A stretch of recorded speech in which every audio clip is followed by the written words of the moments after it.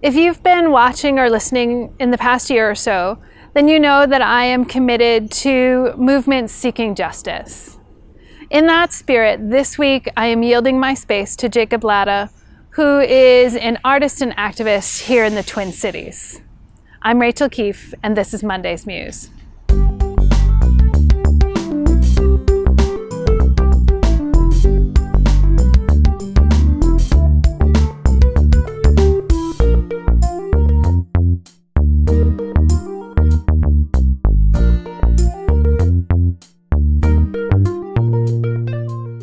I'm Jacob Latta, and I come from many places. I just moved to Minnesota 3 years ago. I am an artist activist and a free agent of freedom. And I work with many other people in this pursuit. I give my free time to this because we have no more time left.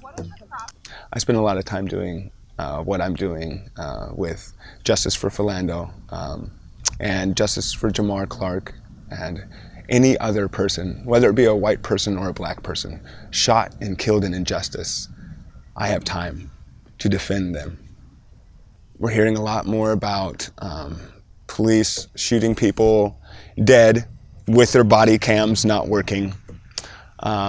So yeah, it's very prevalent, and as a half black, half white man, I'm a black man in this society. That white does not matter. And all lives matter. Just want to get that out the way, but that's not our pressing emphasis. It's the fact that black lives have not mattered for a while. And the statement, it doesn't have to be an organization, the statement that Black Lives Matter is so contradicting in our society. The fact that we cannot stomach to say Black Lives Matter. It's easy to say that all lives matter, but have you ever had to wear this costume? Have you ever been at a bus stop and taken to jail for smoking a cigarette by the bus stop, and when you try to figure out the time that the bus is coming and that cigarette's in your mouth and you're in there less than 2 seconds and a police officer sees you and you're brought to jail for 12 hours? That's when you're not being treated fairly as a person. You're being treated like a black person. Standing in front of the governor's mansion with an arrangement of ethnic backgrounds, to watch a white woman in her 60s pull up in her brand new Lexus, and her to get out with tears running down her face. And she just wanted to let us know that her husband and her live in that house right there, right next to the governor's mansion. And she has been awakened to some of the injustices that are going on. And she doesn't know where to start. And all she's doing is asking how she can help. And when I watch that lady with her gold rings and her platinum rings and herself asking if she can do our laundry, and that simple gesture of being a human, saying that there's a need and I can provide for that need, that's one simple example that can give me hope. That one person reaching out to another people or a group of people. I had to be born in darkness to know what true light was for myself. I was deprived of a lot of things. I didn't walk until I was 7 years old. My father that my mother met, actually he choked my mother when I was in her womb. The same father that when she married, she was abandoned by her own father. All this lack of acceptance, all of this judgment. I had to learn to a 10th degree what judgment was doing, specifically to me as a child, a half black, half white child. I've heard my sister being raped. I've heard that. I hear those screams. To come from that past of pain, my weaknesses will no longer be my weaknesses. My weakness will now become my strength. My testimony will be my virtue. And through us having some, relating, when we can relate. And we can relate on so many levels, but people don't always choose to recognize those levels. Hey, you have 10 fingers, so do I. Some people don't have 10 fingers. And the fact that we can say, I'm a human and you're a human. What's your favorite food? What are your parents like? Where were you born? Those are just generals, but we can start chipping that ice to say, what makes you comfortable? What doesn't make you comfortable? What gender pronouns do you prefer? Then we're getting more specific at our individualism. And our individualism isn't something to isolate ourselves from the world. It's to involve ourselves. I like to tell people, I'm a string, you're a string. Or I'm a blade of grass, and you're a blade of grass. And we can't hold anything by ourselves. But when we weave together, as a society, we sure can carry a whole lot.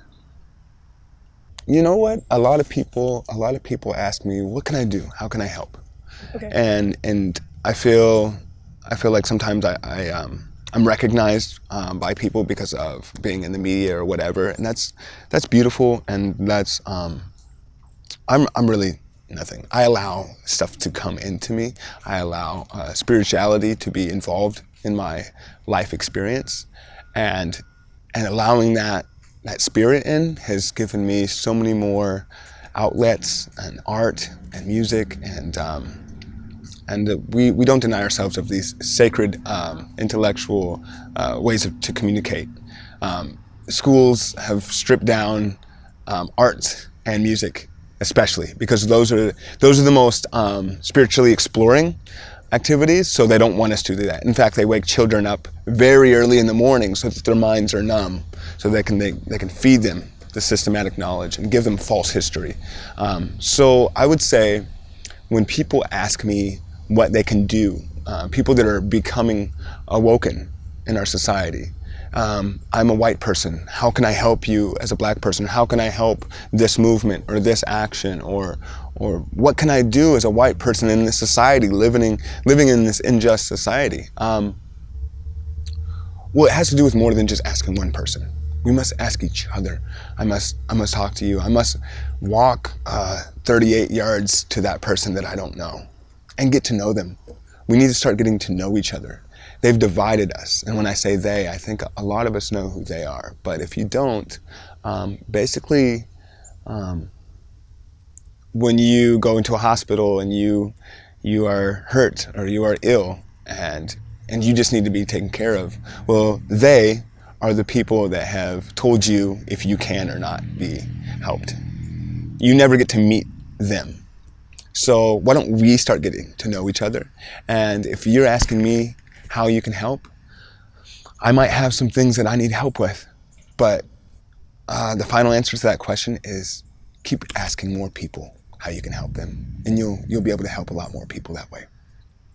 No, I think we all matter. We just got to be involved in this basket, in this cornucopia of culture. We cannot isolate ourselves anymore. I know I've gotten to meet some of the most wonderful people, no matter what color, no matter what creed, no matter if they're wearing a uniform or not.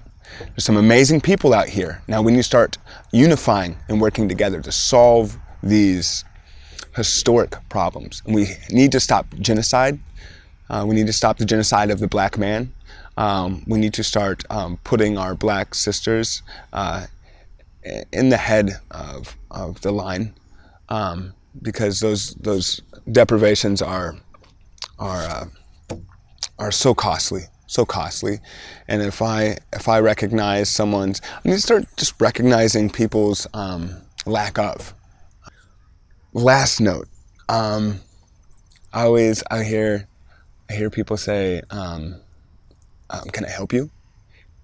And how about let's kind of remove some of that to just going and helping them. To just go ahead. If you see a solution to a problem, go ahead. And we gotta be more than what we are.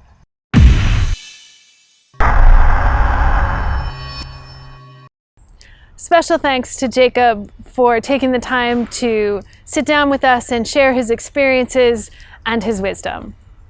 If you're new to Monday's Muse, please subscribe to the channel, like and share the video, and if you're watching on YouTube, please leave a comment below. Thanks for joining us, and we'll see you next week.